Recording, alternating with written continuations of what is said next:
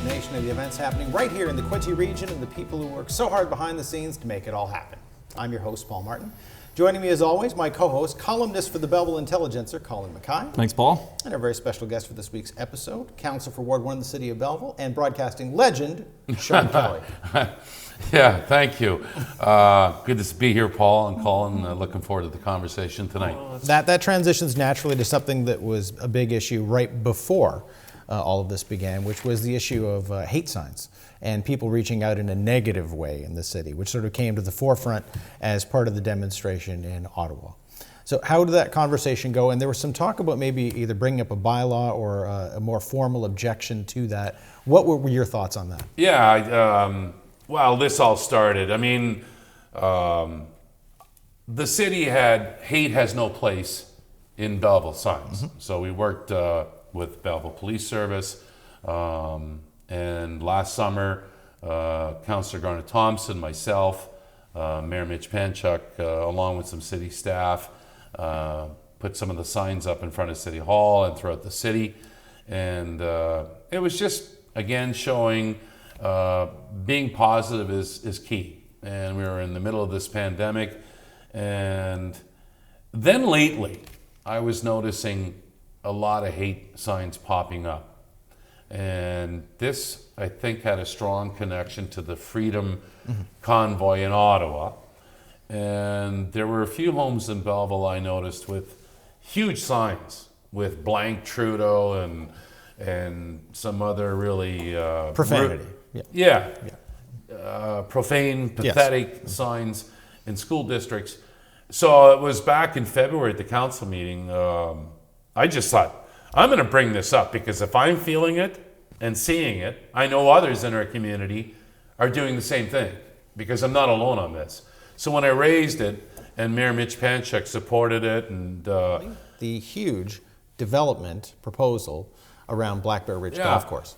This is something that's just come up over the course of the last 2 weeks. So of course the planning has been going on to a low extent probably since, of course, the previous owner passed away in 2020.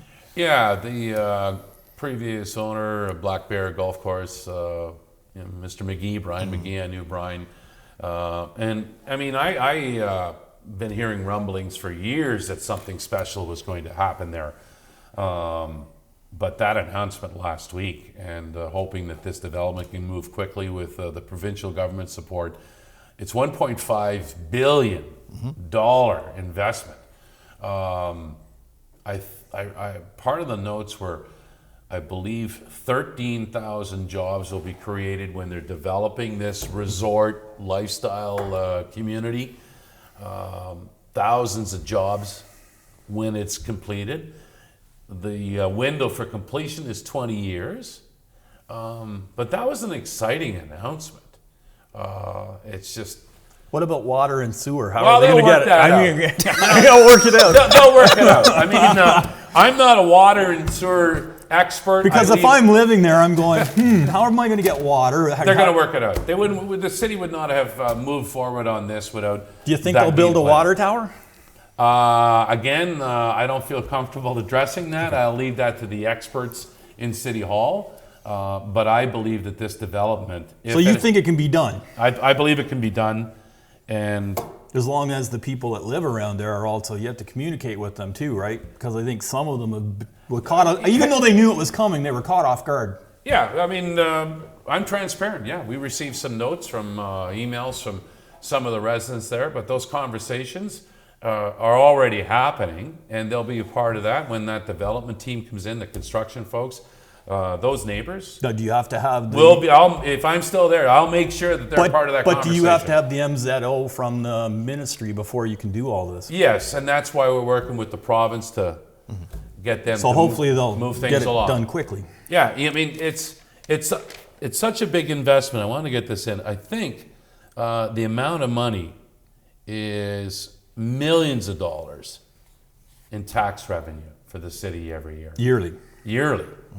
And the development charges, I think, were $45 million. $45 million. Yep. So that's big. Like, that's serious cash. And so that will pay for the water tower. That'll pay for a lot of stuff. And on a very serious note, we didn't get a chance in the first segment, but one thing that's really been an active issue, and especially during the pandemic as the numbers have grown, is homelessness. So this is something that we now have the shelter that's opened, a transitional housing project as well. So the city's made a few strides in that area, but it's still a very, very serious problem. How pleased have you been with how it is being addressed, and how much of a bigger problem does it still remain here in Belleville? Well, that's a tough question. That's a question I don't know. I don't have the answer for. All I can do is, with my role with the city, is be supportive for those who are experiencing homelessness. Every individual has a story, and if you take the time to listen and find out about them, you'll have a better understanding of their situation. Over the last couple of years, the Grace Inn, 21 people have been allowed to stay at night there due to the cutbacks on some of the available beds due to the pandemic. I reached out to Jody Jenkins this week, who's involved at the Grace Inn. On the 1st of March, the new transition home opened, and he was telling me how that opportunity for the men there, how they feel like they've changed already, that they feel that they have hope, value. This is part of their next journey, to get to independent living.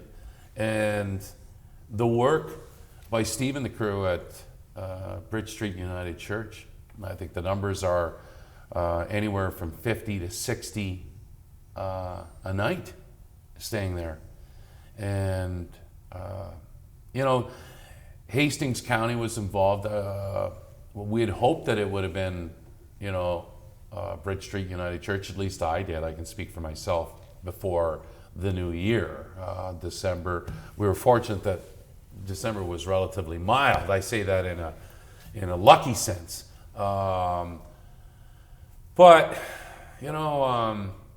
I myself have reached out to Sudbury, North Bay, Cobourg, Brockville, Kingston, Peterborough. I've joined those experiencing homelessness group virtually to learn, and we share stories and ideas online.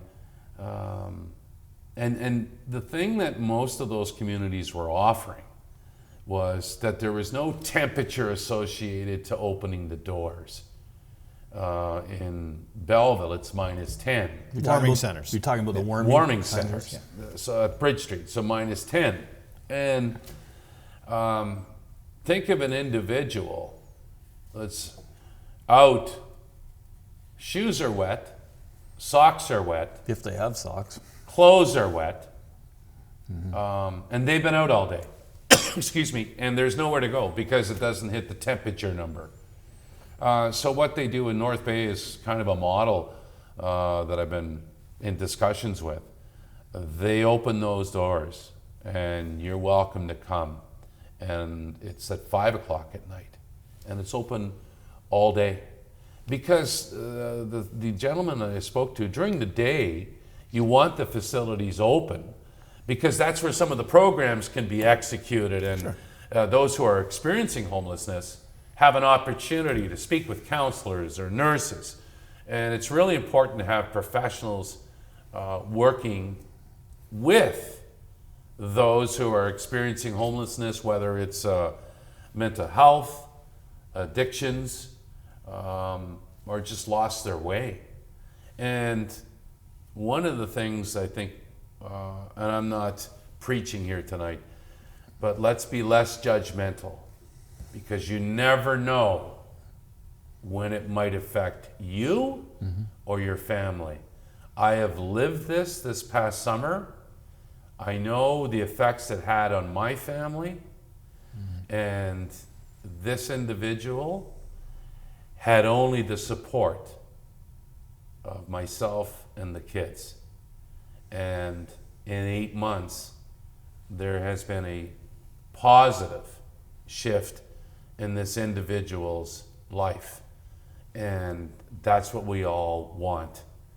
But to be homeless on the streets for 3 weeks in Ottawa, and close to, it's emotional, close to myself and our kids, but to see how the support of Belleville General Hospital, the care received there, this the support for the kids, conversations with experts. I was blessed. Well, they sort of give them a plan. A little Plan bit. in place, and This is where to get from not A- a drug addict, Colin. No. Not an alcoholic, not anything with a substance abuse, mental health, and But he just needed a chance and somebody to give him some hope. family Basically. support. The EDI committee and something about Caravana, because they're doing such great work in the areas of diversity and inclusion. Yeah, I was tickled pink when Mayor Panchuk asked me to get involved with chair of the Equity, Diversity, Inclusion Committee. It's been almost a couple of years now that I've had a chance to chair and take over and work with a great team, and we've changed the look of our committee to reflect Belleville and where we are in 2022, and there's still lots of room to grow. But last September 30th, Truth and Reconciliation was our first event under the committee, and with our Indigenous community, it worked very well. And then we had our Diwali festival in the fall as well. That was great. beautiful. And now we're working on a special Caribbean Fest, and it looks like it could be June the 25th. And we're gonna have the steel drums, we're gonna have reggae music, we're gonna have food, we're gonna have fun, and we're gonna celebrate our Caribbean roots culture here in the Quinte area. So worked today with some staff at City Hall, and we're putting that together. So it's exciting. Yeah, that sounds great. Question, 10 seconds. The election this fall, are you going to run again for another At this point, yes, I'm excited. I feel personally that the 2 years with the Zooms took away from my 4 years, but yes, I'm in, and I hope to get the support from the city. But I'm really enjoying this, and thank the residents for putting their faith in me. Okay. This has been Beyond the Politics with Councillor Sean Kelly.